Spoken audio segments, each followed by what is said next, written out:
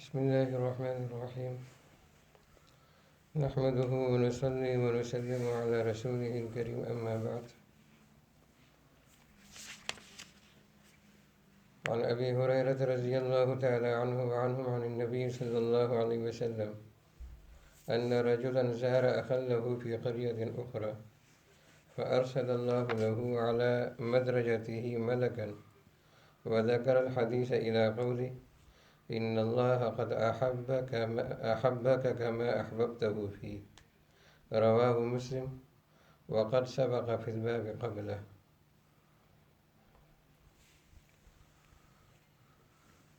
یہ حضرت ابو ہریرہ رضی اللہ تعالیٰ عنہ کی حدیث ہے. اس میں انہوں نے ایک واقعہ بیان کیا ہے اور یہ پچھلے باب میں بھی آیا ہے. واقعہ یہ ہے کہ فرماتے ہیں کہ نبی کریم صلی اللہ علیہ وسلم نے ارشاد فرمایا کہ ایک آدمی اپنے مسلمان بھائی کی ملاقات کے لیے چل پڑا جو دوسری بستی میں رہتا تھا. یہ جس شہر میں رہتا تھا وہاں سے یہ چل پڑا دوسرے شہر کی طرف، اور دوسرے شہر میں اس کا وہ مسلمان بھائی رہتا تھا جس سے اس کو ملاقات کرنی تھی، اور ظاہر ہے کہ اس کا تعلق کوئی رشتہ داری وغیرہ کے ساتھ نہیں تھا بلکہ دینداری کے ساتھ تھا. تو یہ اللہ کے لیے ان کی آپس میں محبت تھی. بہرحال جب یہ چل پڑا تو اللہ تبارک و تعالیٰ نے اس کے راستے میں ایک فرشتے کو بھیجا جو انسانی شکل میں آیا اور راستے میں کھڑا ہو گیا. تو جب یہ وہاں تک پہنچا تو اس نے اس کو سلام کیا، پھر کہا کہ تم کہاں جا رہے ہو؟ اس نے کہا کہ میرا ایک مسلمان بھائی ہے تو میں اس سے ملنے جا رہا ہوں جو دوسری بستی میں ہے، دوسرے شہر میں ہے. تو اس نے پوچھا کہ کیا تمہارا اس کا تم پر کوئی احسان ہے جس کا بدلہ تم اتارنے جا رہے ہو؟ تو اس نے کہا کہ نہیں، کوئی احسان نہیں ہے. پھر کہا کہ کوئی رشتہ داری ہے یا کوئی اور اس طرح کا معاملہ ہے، اس کا حق ہے جو تم ادا کرنے جا رہے ہو؟ اس نے کہا کہ نہیں، رشتہ داری وغیرہ بھی نہیں، کوئی اور حق بھی نہیں، میں صرف اللہ کی رضا کے لیے اسے محبت کرتا ہوں اور اسی وجہ سے اسے ملاقات کے لیے جا رہا ہوں. تو پھر اس نے کہا کہ میں فرشتہ ہوں اللہ کی طرف سے، اور اللہ تبارک و تعالیٰ نے مجھے یہ فرمایا کہ جا کر اس کو کہو کہ ان اللہ قد احبک کما احببتہ فی، کہ بے شک اللہ نے تجھے اسی طرح اپنا محبوب بنا لیا جس طرح کہ تم نے اس شخص کو اللہ کی رضا کے لیے اپنا محبوب بنایا تھا. کتنا بڑا مقام، کتنی بڑی فضیلت. اگر کسی اللہ والے کی ملاقات کے لیے انسان جائے اور اس کی زیارت کے لیے جائے تو کتنا بڑا اجر و ثواب ہے.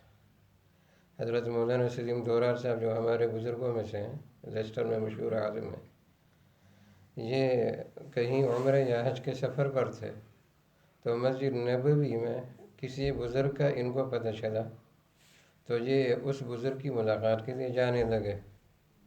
تو وہاں پر ایک اور عالم سے ان کی ملاقات ہو گئی. تو اس نے پوچھا کہ کہاں جا رہے ہو؟ تو کہنے لگے کہ یہاں پر ایک بزرگ آئے ہیں تو ان کے بارے میں معلوم کرتے ہیں اور ان سے ملاقات کے لیے جا رہے ہیں. تو اس نے کہا کہ آپ بیت اللہ میں غیر اللہ کو تلاش کر رہے ہیں. اس دوسرے عالم نے کہا کہ آپ اللہ کے گھر میں اللہ کے غیر کو تلاش کر رہے ہیں، یہاں پر تو اللہ کو تلاش کیا جاتا ہے. تو انہوں نے جواب میں کہا کہ میں بیت اللہ میں اہل اللہ کو تلاش کر رہا ہوں، یعنی اللہ کے دوستوں کو اور ان کے ولیوں کو تلاش کر رہا ہوں. اللہ کے گھر میں اللہ کے ولیوں کو اور اس کے دوستوں کو تلاش کر رہا ہوں، میں غیر اللہ کو تلاش نہیں کر رہا. تو یہ حقیقت. ایک اور حدیث ہے، صحیح حدیث ہے، اور اس میں واقعہ بیان کیا گیا، آپ نے شاید کئی دفعہ وہ حدیث سنی بھی ہوگی، کہ ایک آدمی نے قتل کیے 99.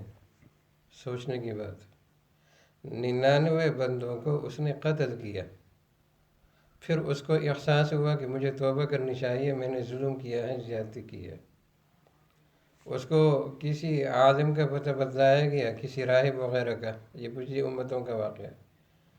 تو جب یہ اس کے پاس پہنچا تو کہا کہ میں نے اتنے قتل کیے ہیں اور اب میں چاہتا ہوں کہ میں توبہ کروں، تو کیا میرے لیے توبہ کی کوئی گنجائش ہے؟ اس نے کہا کہ ظالم، جب تم نے 99 قتل کیے ہیں تو تمہاری توبہ کی گنجائش تم نے خود ہی نہیں چھوڑی، تو اس نے ان کو بھی قتل کر دیا اور 100 پورے کر دیے، سنچری پوری کر دی۔ کہا کہ چلو جب توبہ کی گنجائش نہیں تو بھی ان میں شامل ہو جا۔ پھر اس کو احساس ہوا کہ میں نے پھر غلطی کی ہے، اور دوبارہ غلطی کا جب احساس ہوا تو پھر یہ چل پڑا کسی اور راہب کے پاس جو حقیقی معنوں میں عالم بھی تھا۔ تو جب اس کے پاس پہنچا اور کہا کہ میں 100 بندوں کو قتل کر چکا ہوں لیکن مجھے سکون نہیں، مجھے اطمینان نہیں، میں توبہ کرنا چاہتا ہوں، تو کیا میرے لیے توبہ کی گنجائش ہے؟ تو اس نے کہا کہ ہاں بالکل ہے، آپ توبہ کریں، لیکن جس بستی میں آپ رہ رہے ہیں یہ نافرمانوں کی اور گناہگاروں کی بستی ہے، اس بستی کو آپ چھوڑ دیں، اور فلاں بستی جو ہے اس میں اللہ کے نیک بندے رہتے ہیں، آپ ان کی طرف جائیں اور وہاں ان کے ساتھ رہنا شروع کر دیں۔ اس نے توبہ کی، چل پڑا، ابھی آدھے راستے تک پہنچا تھا کہ اس کی موت واقع ہو گئی۔ ابھی آدھے راستے تک پہنچا تھا کہ اس کو موت آ گئی، اور جب موت آ گئی تو رحمت والے فرشتے بھی پہنچ گئے، عذاب والے فرشتے بھی پہنچ گئے۔ عذاب والے فرشتوں نے کہا کہ یہ قاتل ہے، رحمت والے فرشتوں نے کہا کہ اس نے توبہ کی، عذاب والے فرشتوں نے کہا کہ ہم اس کو دوزخ میں لے جائیں گے، رحمت والے فرشتوں نے کہا کہ ہم جنت میں لے جائیں گے۔ دونوں طرف کے فرشتوں کا فیصلہ اللہ کی عدالت میں پیش ہوا۔ اللہ تبارک و تعالیٰ نے فرمایا کہ زمین کو ناپو، گناہ گاروں کی طرف سے زمین کو ناپو اور نیک لوگوں کی طرف سے زمین کو ناپو، جس کی طرف سے زمین کم ہو گئی اس کے ساتھ وہی معاملہ کیا جائے گا۔ پھر اللہ نے نیکوں کی طرف سے جو زمین تھی اس کو حکم دیا کہ تو سکڑ جا، اور گناہ گاروں کی طرف سے جو زمین تھی اس کو حکم تھا کہ تو پھیل جا۔ اب جب پھر فرشتوں نے زمین کو ناپا تو گناہ گاروں کی طرف سے زمین زیادہ بڑی ہو گئی، اور جو نیک لوگوں کی طرف زمین تھی یعنی مسافت تھی راستے کی وہ کم ہو گئی، اور رحمت کے فرشتے اس کو لے گئے۔ ایک تو اس کی توبہ، اور دوسرا نیک لوگوں کی طرف صرف جانے کا ارادہ کرنا۔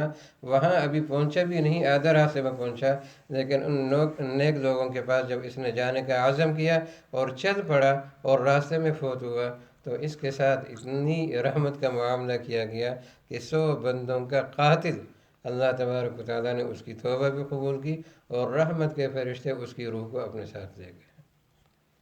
تو اگر کوئی آدمی نیک لوگوں کے پاس جانے سے اتنا بڑا اجر و ثواب حاصل کر سکتا ہے تو جو ان نیک لوگوں کے ساتھ دوستی رکھے، ان کے ساتھ محبت رکھے، ان کے ساتھ عقیدت رکھے، اور ان کے ساتھ صحبت رکھے، ان کی مجلس میں رہے، ان کے ساتھ تعلق رکھے، ان کے پاس جایا کرے، ان کی مجلس میں بیٹھا کرے، ان کی زیارت کیا کرے، ان کی ملاقات کیا کرے، تو اس آدمی پر اللہ تبارک و تعالیٰ کی کتنی مہربانیاں ہوں گی۔ احب الصالحین ولست منہم لعل اللہ یرزقنی صلاحا، امام شافعی رحمہ اللہ کا شعر ہے، فرماتے ہیں کہ مجھے نیک لوگوں سے محبت ہے اگرچہ خود میں نیک نہیں ہوں، اور شاید اسی کی برکت سے اللہ مجھے بھی نیک اور صالح بنا دے۔ تو کوشش کرنی چاہیے کہ ہماری دوستی نیک لوگوں کے ساتھ ہو، غلط لوگوں کے ساتھ نہ ہو۔ اللہ تبارک و تعالیٰ ان کی توفیق عطا فرمائے۔